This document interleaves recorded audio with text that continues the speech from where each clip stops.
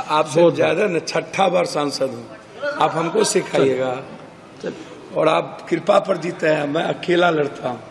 For the time I am the Indian. प्रणाम पूर्णिया, प्रणाम बिहार, सलाम बिहार, जोहार बिहार।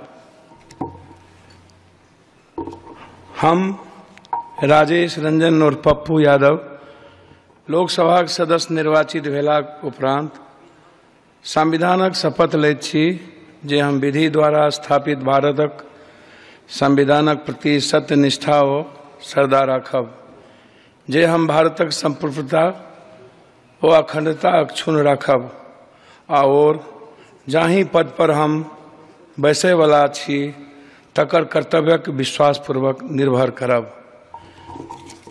बहुत बहुत धन्यवाद के साथ रीनीट बिहार विशेष राज्य का दर्जा, सीमांचल जिंदाबाद, मानवतावाद जिंदाबाद, भीम जिंदाबाद, संविधान जिंदाबाद।